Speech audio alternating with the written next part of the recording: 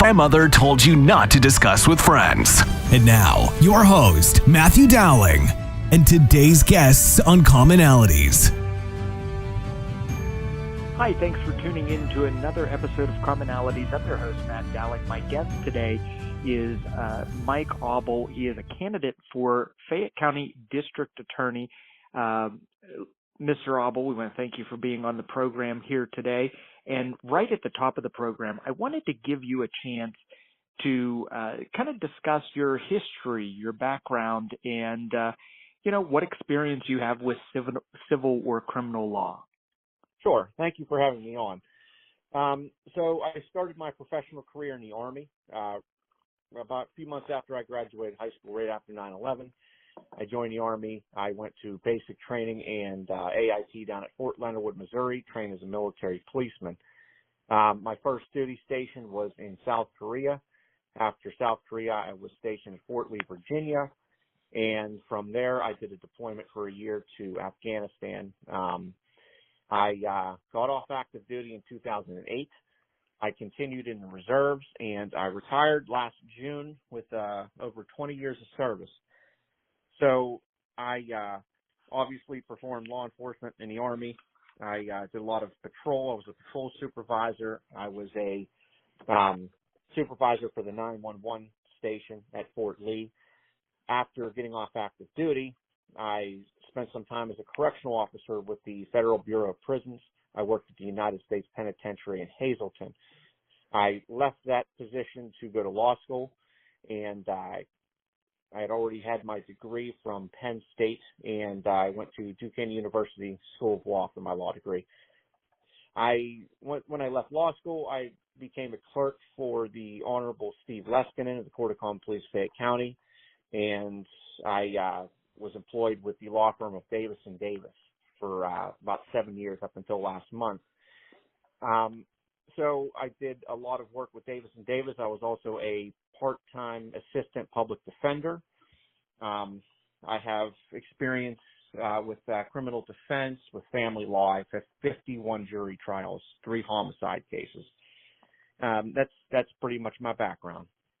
Well, you talked a little bit about being in law enforcement, both during your service in the armed forces. And by the way, I want to thank you for your service to our country and to our Commonwealth.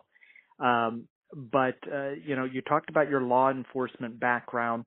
How do you think that uniquely positions you to be a district attorney? I know that the district attorney many times has to work with our PSP, with the Pennsylvania State Police, or local law enforcement agencies. So I wanted to kind of get your opinion on how you think that will make you a good candidate for district attorney.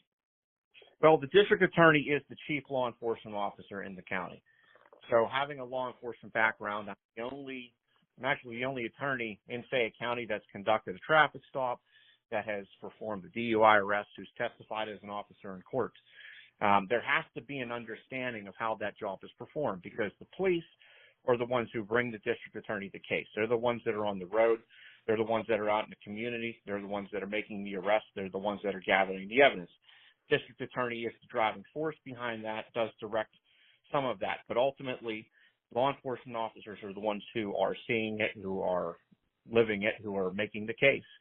And the district attorney is responsible for taking the work of the police officer on the road and bringing it to the judge, bringing it to the court for adjudication. So I think it absolutely translates to the job. It gives me a unique perspective that nobody else has. Well, and we talk a lot of times about the district attorney as, simply being a prosecutor, and like you said, they are taking the information that's been obtained through a traffic stop or through a criminal investigation by the police, and they do use that to prosecute. But and I guess in some situations, the district attorney may even be called to a crime scene. But you're not the first one that's pulling that car over. You kind of have to take that handoff from the police, because they're the people that are out in the field 24/7, and they would call upon you if they think that you may need to come to a scene or to have information. But that is a great point that handoff is done, and you've had that experience as a law enforcement agent yourself.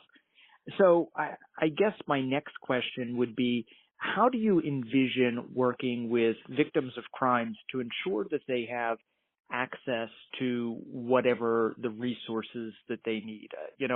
Of course, running for this office, I would imagine that, part of your attempt is to build a better community.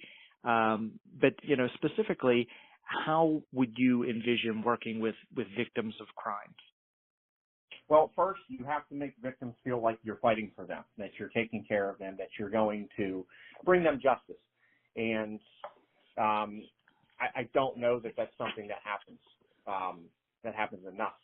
I've heard from, unfortunately, a lot of victims' families that they're not that things aren't explained to them. They're not, kept in contact. They're not kept in the loop with what's going on, and sometimes even, feel like they're being talked down to. A lot of that job is knowing what resources to give these families to help them get through it, especially victims of violent crime. They've either lost somebody or they've lost something, and they're looking for the district attorney's office to not just give them that justice, but to be able to connect them with the resources available to them to help them get through it. And that's something that I will pay a lot of attention to when I'm in that position. And I may be accused of asking you a question and setting you up for a favorable response, but honestly, this is something that I feel I have to ask any candidates, whether they be a candidate for judge or a candidate for district attorney or so forth, because you are dealing with the law. And, in my eyes, the law should be blind and should apply to everyone, regardless of race or economic background, in the same way. Here in Fayette County, and I don't mean this as a commentary on our current district attorney or anyone in particular, but over the last 25 years, here in Fayette County, there is a feeling among many of our constituents that different people are treated different ways, basing on who they know or, what, as I said, their socioeconomic background may be. So I wanted to give you a chance to talk a little bit about how you see the law being applied, and do you share that belief that it should be blind and it should be universal, regardless of a person's, individual background? Well, absolutely, and I've been running on that. My phrase is equal treatment for all. That's what you'll see on my T-shirts. That's what you'll see on my signs. That's why I'm running, because I agree with you. I don't feel, and based on what people have, told me on the trail and what they've said to me even before I decided to make this run, they don't feel that the law applies to them the same way that it does for somebody based on who they know, who they're related to. And certainly over the last few years and last year, it's very evident that there has been special treatment, violation of the law in order to satisfy a relative or somebody who is closely connected to somebody. And that's something that doesn't need to continue. Yes, I do believe that everybody should be treated fairly, regardless of who they are, regardless if they are somebody who is supporting me, somebody who opposed me, somebody who's poor, somebody who's rich. They should all be treated the same.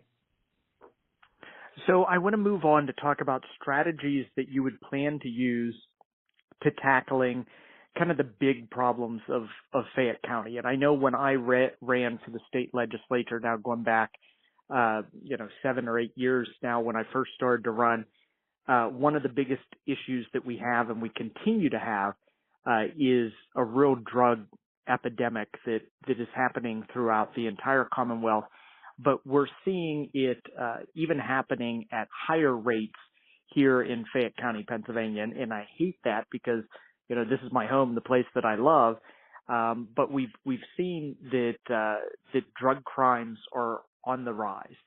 So, my question is, what strategy would you use to, tackling some of those drug crimes that are happening right in our backyards? Well, first of all, it's it has affected almost everybody in this county, and it's affected my family as well. I have 7 children in my house right now, 2 nieces and 2 nephews that are living with me permanently, and it's because of the drug problem, and it's something that has not been addressed. There needs to be a lot more focus on rehabilitation, on counseling for users. There needs to be more availability of it. There needs to be more money put into it. And I think we need to focus on more punishment for the people that are flooding our streets with it. It seems like everybody, regardless if they're a dealer or they're a user, they're either getting placed on house arrest and given very little incentive to participate in our drug treatment court or our mental health court or our veterans court, these specialty programs that we have that are run by wonderful people. And they're placed on house arrest and they're kind of left to their devices, and they end up violating. They end up getting sent to state prison or getting new charges. And I can tell you, the individual that, has been, I would say that my family's been affected with has, 5 pending charges right now and doesn't have any conditions right now that require any kind of drug treatment. So it's a problem. It is a problem that we're not making these folks that have drug use issues participate in the programs that we have available, or that there's not more money to do so. Well, I would say that I completely agree with you on the treatment that is applied to any type of addiction. I'm sure you, as well as our listeners, know that I struggled for a while with alcoholism, and I went into a 30-day treatment center, and my life has never been better since I've gotten the help that I needed. And I one of the things that I try to do through this show and through other public outreach that I'm working on is to destigmatize, the fact that people have to ask for help, because we as Americans, especially as men, we're taught to kind of do things on our own and to not ask for help. But I think that destigmatization of addiction issues is something that we have to work with. And in the General Assembly, one of the things that we did while I was there was to lessen some of the mandatory minimums that were in place for different lower level drug possession and so forth, so that people could get back on their feet, and we weren't just holding them in prison for years and years and years. So I'm inspired by hearing the fact that you think that we need to treat those people with addiction to get them into the programs that they need to be in. And prison time may not be exactly what they need, but court ordered treatment may be something that they need. We do have people though that are really hurting the system, and those are the not the guys that are users, but the people that are bringing the drugs into our communities. And unfortunately, as Fayette County District Attorney, you won't be able to stop the boats that are coming here from China with fentanyl and synthetic fentanyls, carfentanil, and you won't be able to build a wall at our southern border to stop the drugs that are coming from South America. But you do have to hold that Mason-Dixon line traveling into Fayette County. So I wanted to give you an opportunity to talk more about, how you would prosecute or go about prosecuting the dealers that are out there on our streets. Well, basically, you get a dealer off the street, and everybody thinks, well, you get one, and then 2 more take his place. Well, okay. If 2 more take his place, and we're going to get them too. And then if 2 more take their place, we'll get them too. It feels like a lot of times we we get a dealer and we turn this person into a source, we turn this person into a CI to try to get the next guy, and then we turn this person into a CI, and it seems like everybody's a CI. And you've got one guy out there that appears to continue to be operating while we're just kind of, getting somebody else. I don't think that that's appropriate. If we're going to be giving anybody any kind of quote unquote break, it should be somebody who's, somebody who has a problem, who's admitted that they have a problem, and who's willing to address that problem. And I commend you for the steps that you've taken, and you're trying to remove the stigma, behind this health issue. And it's something that I'm very, very close to my heart. There's nothing more satisfying to me than to see somebody that I've represented as a defense attorney that has had a problem, who's taken responsibility, who's gotten themselves to a place where they're better, where they can become a productive member of society, take care of their families, work. It's a great thing. But and that in and of itself is going to help take care of the problem. When you take away a customer, you severely hurt the dealers that we have out there. Sure. Well, Mike, we have to get our first break in here on Commonalities today. When we come back, I want to talk a little bit about your leadership experience, the experience you have in maybe leading other attorneys or being a member of a team, because I think that's something really important for our district attorney who's, leading the ADAs and so forth. But we're going to get our first break in. We'll be right back on Commonalities. You're listening to Commonalities, where guests find common ground through uncommon conversations. We'll be back after this brief break to recognize our sponsors. I'm Melinda Delarose. As an assistant district attorney, I've protected Fayette County families and fought to uphold our constitutional rights. As a prosecutor and trusted local attorney, I've provided victims of crime with a strong voice and put criminals behind bars. My pledge to you as judge is to follow the law, always maintain the highest ethical standards, and to run a courtroom that's respectful of your time and tax dollars. I'm Melinda Delarose, asking for your vote for judge. Paid for by friends of Melinda Delarose. Is your business using analog strategies in a digital marketing world? If so, then contact Matthew or Rebecca Dowling at Coordinated 360 for a professional consultation, where we bring in-depth knowledge and functional expertise with a holistic perspective. Coordinated 360 provides digital marketing, paid ad and media buying services, web design, social media management, video production, and more for businesses, organizations, and political campaigns. With decades of experience, Matt and Becky at Coordinated 360 can help you craft your unique message and share it with the world. For a no-risk media evaluation and recommendations, call 724-320-2212 or visit us online at www.coordinated360.com.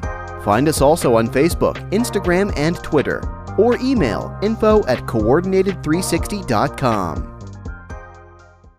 When it comes to buying a home, what you see isn't exactly what you get. That's why home buyers should call Dave Dowling at Grandview Inspections at 724-208-4108. You'll see colorful flowers, freshly painted walls, granite countertops, gleaming hardwood floors, and other touches. What you can't see is the cracks, ancient plumbing, dangerous wiring, or broken appliances that might be revealed when you hire a home inspector. And when it comes to home inspectors, knowing yours has the qualifications and experience needed should be your number one concern. Dave Dowling with Grandview Inspections is an architectural engineer with over 30 years of commercial construction experience and hundreds of inspections under his belt. A home inspection is an opportunity for you to hire an expert to walk through the home and prepare a report outlining the home's major components, what needs immediate attention, and what will require maintenance after you move in. Your home is one of your biggest investments, so make sure your investment is everything you hoped it to be.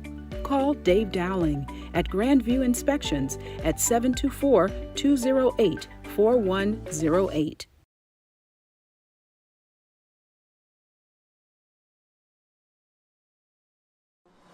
Are you enjoying the program you're listening to? Support Commonalities and help keep us on the air by making a donation of $5, $10, or $25, or any amount you feel comfortable sharing online at donate.commonalities.online.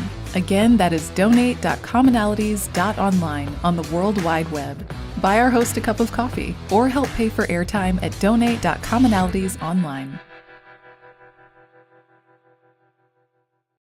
Well, thanks for staying with us here on Commonalities. I'm your host, Matt Dowling, and my guest today is Mike Aubele. He is a candidate for Fayette County District Attorney.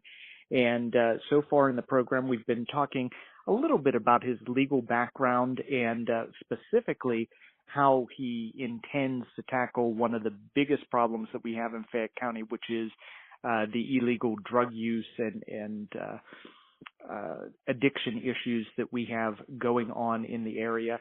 I said before the break, Mike, that we wanted to hear from you about your experience with leadership, because the district attorney has to lead an office of other prosecutors. And here in Fayette County, we don't have unlimited resources. Our ADAs are part-time, and I quite frankly don't think that they're all compensated as well as maybe they should be. But that's some of the problems that we have in smaller counties. So I wanted to get your thoughts on the team approach that you would have to take and how you would lead a team of attorneys to prosecute here in Fayette County. Sure. Well, when I was in the military, I was a non-commissioned officer. So, and I was a patrol supervisor when I was police. So I was essentially a shift leader. So I had about 5 or 6 officers between military police and civilian police on our Fort Lee military installation that I would supervise, and I would direct their work, where they would patrol, what type of patrol they would do. If we had a serious incident, we had some kind of response. I would determine who was assigned to what duty, who would go off and do other duties. From there, I was a 911 supervisor, so I supervised our response on the installation for 911 services, for fire, for police, and I continued that after I got off of active duty in the reserves, and I led troops there as well. So it's I think number one, the biggest thing that you can do to be a good and effective leader is to be knowledgeable, is to continue to learn. And I took that approach throughout the military. I went to every class, every school I could. I was one of the very few military policemen on the installation that was qualified as a civilian police officer. I did a civilian police academy when I was in Virginia. I was also certified to be an instructor at the police academy at the tail end of my career there. And I've taken that same approach in the law. Study case law, be knowledgeable about what this job entails, and that's how you lead. That's how you direct your staff. Additionally, you got to be firm. You got to be fair. You have to direct the work. You have to have the people under you know what they need to do. This is the case we're going to prosecute. This is how we're going to prosecute these specific cases. This is the type of evidence that we need to have. These are the types of things that we need to have. If you historically, if you don't direct that work, if you don't, ensure that your people are doing things routinely, then things tend to get missed, and that's when you get stuck in a situation where you don't have a piece of evidence tested, or you haven't interviewed a specific witness, or you haven't gotten a subpoena out when it's supposed to have been served. And that's something that I will take great care to make sure, everybody's in line where they need to be. So let's switch our focus here now to talk a little bit about public safety throughout the county and specifically what policies you would plan to implement that would promote any type of public safety. Well, I'm not sure I understand the question. So maybe explain a little more. I'm sorry. Yeah, not a problem at all. But as the chief law enforcement officer of the county, you do have the ability not just to prosecute those who have committed a crime, although that's your chief responsibility and working with law enforcement to do that. But you also have the ability to start some initiatives. And the one that I'm thinking of that has been common around Pennsylvania has been different drug take-back days that have been organized to get some of the legal prescription drugs off the street and therefore they don't fall into the wrong hands. I was just curious if you had any ideas of programs like that you would want to initiate. And I'm sorry if I didn't ask that in a direct enough way, but kind of the public service end of your office. Are there any initiatives that you've thought about? I don't have anything specific planned, but I do think that there needs to be a lot more focus on community policing, getting out with the public, talking to the public. Especially in a county like ours where we have a great deal of our county is covered by the state police, and it's a lot of ground to cover, and there's especially some areas in the mountain where I think it probably, you're probably talking 20 to 30 minute police response at best. So getting out into community, introducing ourselves to these folks, letting them know that, we're working for them. I think that that's very important. I do, it is very nice that we do these drug programs as well.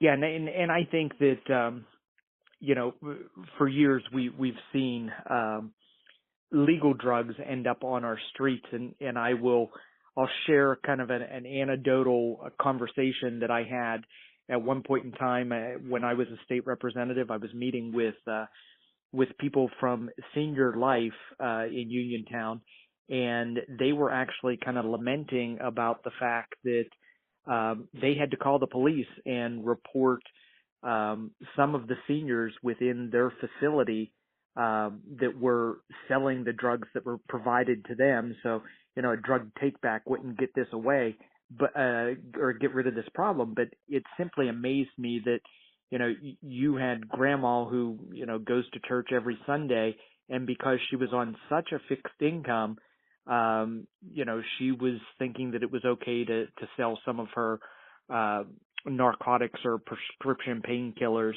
And that just kind of blew me away that was happening in a facility like Senior Life. And to no fault of Senior Life's, of course. But these individuals just, a lot of people think, well, this drug was prescribed to me, it's safe, maybe I could share it with someone else. Or if they do know the dangers and the harms, they do it because, they're stretched so negatively economically. And like I said, that was just kind of astonishing to me that happens even with our senior citizens. They don't really fit the MO that I thought would go along with someone who was trafficking drugs throughout Fayette County. No, absolutely not. And I will say that I'm pretty happy to say I've never heard of a prosecution like that. So, that's definitely an idea. It would be nice to be able to give some outreach to these folks as well. It is unfortunate that somebody is put into a position economically where they feel that they need to do something like that. Sure. So, I want to give you the chance to discuss some other issues that we may not have so far, and just kind of lead you into that conversation. I would ask, what made you want to run for public office? You know, I've served in public office before. I can tell you it's not always a cup of tea, and I'm sure you know that. But what made you feel called to run for district attorney, specifically now in Fayette County? Well, to be frank, I think that we need a change in the district attorney's office. I'm not satisfied with how some things have been done. I'm not satisfied with situation that we've been put in where we have a district attorney that I believe is the first to ever be publicly reprimanded for misconduct. And I have had a big issue. Let me back up there.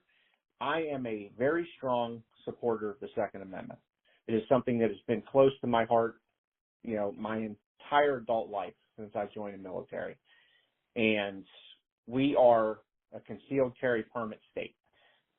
And when you get a concealed carry permit, you know, you've had a background check, and a sheriff has determined that you are somebody who is responsible enough to carry a weapon concealed to protect yourself, protect others, protect property. And we've had, in the last 5 years, we've had 3 concealed carry permit holders prosecuted in this county. And every one of them, again, concealed carry permit from the county of Fayette, from our sheriff.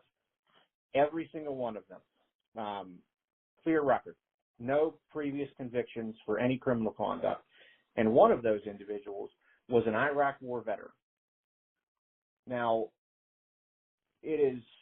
self-defense is not always going to be the situation that we think of. It's not going to be 3 o'clock in the morning, somebody breaking into your house and coming in there to hurt you. It's not going to be something so clear cut.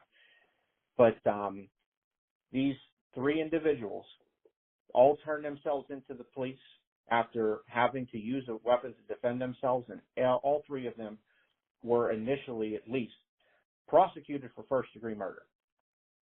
And I'm not okay with that.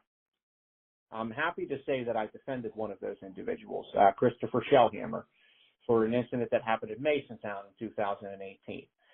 Now, he was prosecuted as a first-degree murder, even though we had clear evidence that he was told that this individual that he was clearly scared of was not going to be anywhere near the house of this individual he was going to see, that he was in the house for 5 minutes, that he left that house with a broken jaw and a broken nose. And it was attacked by a convicted felon and his girlfriend in the house. Drove straight to the Masontown police station, gave them his weapon, called for an ambulance on the way for the person that he had just shot. First-degree murder. He did 22 months in our jail, away from his family, away from his son. And we had an acquittal in about an hour. Clearly, Fayette County jury saw right through it, saw that it was self-defense, clear-cut state case of self-defense, but it should have never happened. And I just want to clarify for our listeners what you're talking about, and I'm familiar with the cases that you're speaking of. The basis of premeditation for the first degree murder was the fact that these individuals had gone out and gotten a concealed carry permit, if I'm correct. That's what you're saying, right? That was somewhat of the implication. There was a statement made at least one of the hearings that, when you have a concealed weapon, you're premeditating it. You're going to go shoot somebody. And that's how people felt. That's how these folks felt, because, again, they're not perfect situations. The first one was an individual who was attacked in a parking lot in the middle of the night, and he fires in self-defense. And after the smoke settles and after the whole thing's over, he realizes this is a former acquaintance that just decided to attack him in the middle of the parking lot. And my client, he's going over to meet a girl, and you can kind of figure out what he thinks he's going to go do with this woman, and he's attacked. And then the third one is a gentleman who was run off the road by an ex-boyfriend of his current girlfriend, and then attacked in a parking lot after they had laid in wait for him for over an hour. And the guy that came up, rushed the car, ended up being unarmed. But how are you supposed to know that in the heat of it? And that's the thing about self-defense. Pennsylvania has very clear law on self-defense. We have the Castle Doctrine, and, there is a rebuttable presumption that if you use a firearm in self-defense, that you are acting reasonably. And when I say rebuttable presumption, that's a legal term. That means in the absence of some clear evidence that you can say it wasn't reasonable, we have to assume that you're acting reasonably. Because if you're in legal possession of a firearm and you have to use it in self-defense, we have to assume that you're doing it reasonably. But these three individuals were never given the benefit of the doubt. They were immediately vilified, every one of them incarcerated. And it's something that should have never happened. It's something that should never happen in a county like Fayette, where we talk about, we pay lip service to being a Second Amendment sanctuary, which we should be. But then we do these things. We prosecute these three individuals, all of them acquitted. And thank God they were all acquitted. But, and I spent the last 6 years fighting for constitutional carry, where you wouldn't have needed to get your permit from the sheriff's office, and there's a lot of arguments that can be made, I think, in favor of constitutional carry here in the United States, specifically the phrasing and wording of some of the questions that are on the concealed carry permit application. But until our conversation right now, I never thought of trying to fight for constitutional carry based on the legal practice that that someone who has a carry permit may be going out with the intentions of shooting someone, and I think that would have made for great debate on the Pennsylvania House floor. And I'm disappointed I didn't think about it at that point in time to use these cases as an example. So I think it's safe to say that you are a large supporter of the Second Amendment, the right to keep and bear arms, and I think that's what a lot of people here in Fayette County want to hear and want to know, because we do have a lot of people that, whether it be carrying a firearm to protect themselves or hunting for sports, etc., here in our area, responsible gun ownership is something that speaks volumes, and we have a lot of people that participate in that. Absolutely. It is, again, it's something that is absolutely important to me, that support is unwavering. And it's not just for hunting, it's not just for self-defense, it's for the ability for you to resist a tyrannical government. That is the reason why we have firearms. That is the reason why the Second Amendment was created. I think every society that has been overtaken by their government, by a dictator, has had their weapons taken first. And that is, that's something that I live by. And we certainly should be a constitutional carry state. Well, Mike, we have to get our last break in on the show today, and when we come back, I want you, we'll just have a couple minutes, I want you to be able to tell people how to get in touch with you, to get involved with your campaign and so forth, but we got to get that quick break in. When we come back, we'll have about 2 minutes to wrap things up, final thoughts, and your contact information. Stick with us here on Commonalities. You're listening to Commonalities, where guests find common ground through uncommon conversations. We'll be back after this brief break to recognize our sponsors.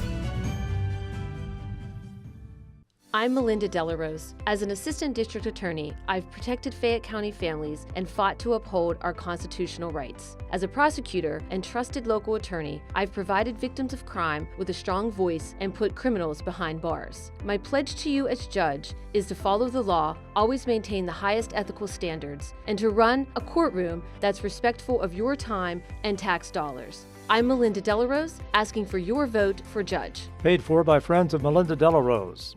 Is your business using analog strategies in a digital marketing world? If so, then contact Matthew or Rebecca Dowling at Coordinated 360 for a professional consultation, where we bring in-depth knowledge and functional expertise with a holistic perspective. Coordinated 360 provides digital marketing, paid ad and media buying services, web design, social media management, video production, and more for businesses, organizations, and political campaigns. With decades of experience, Matt and Becky at Coordinated 360 can help you craft your unique message and share it with the world.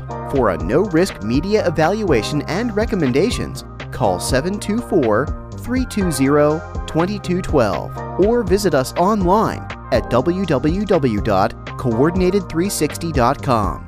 Find us also on Facebook, Instagram, and Twitter, or email info@coordinated360.com. Thanks for tuning in to Commonalities today. I'm your host, Matt Dowling. My guest is Mike Aubele. Mike is a candidate for Fayette County District Attorney. And, you know, we've been talking about the drug epidemic. We talked about the Second Amendment and some relevant cases that have been brought in the Fayette County area. Mike, we have just about 2.5 minutes left. If you want to give out your contact information, or if someone wants a yard sign or wants to get in touch with you for whatever reason, how can they go about doing that? Sure. The best way to contact me is through my Facebook page. It's Mike Aubele for District Attorney, and Aubele is spelled A-U-B-E-L-E. I also have my cell phone number and my email address on there. I take private messages, and I have been doing my best to answer every question that our constituents have. I've responded to direct messages. I've responded to comments on the posts that I've made, and I run that page personally. So you are talking to me. Yes, we if you need a yard sign, we have gun targets, we have T-shirts. If you need anything, you can contact me on Facebook, and we'll do our best to get it to you. Well, Mike, we want to thank you for being a guest here on the program today. I want to make the public announcement I've been making on all the shows here recently. If you are a candidate running for any public office, that's from school board to township supervisor, county commissioner. Today our guest is a candidate for district attorney. You're welcome to come on Commonalities, regardless of party affiliation, etc. And, you know, what I want to do is just have as many people that are running for public office share their thoughts, feelings, and perspective with the voters, so that when we head into those polls in the middle of May, or whether it be in the November general election, that we know what a person stands for. And educating you as voters is something that I think is extremely important. So again, this is kind of the public announcement. If you're running for public office, get in touch with me. Visit Matthew D as in David, last name Dowling.com, and you'll find all my contact information there, and we'll get you lined up to be on the show. My guest today has been Mike Aubele, candidate for Fayette County District Attorney. Mike, we want to thank you for being on the program today, and thank you everyone else for listening. This has been Commonalities, a show where guests find common ground through uncommon conversations. Copyright 2022 Coordinated 360. All public rebroadcasts should be done with prior written approval from Matthew Dowling. All requests should be sent to info@coordinated360.com. Thank you for listening to Commonalities.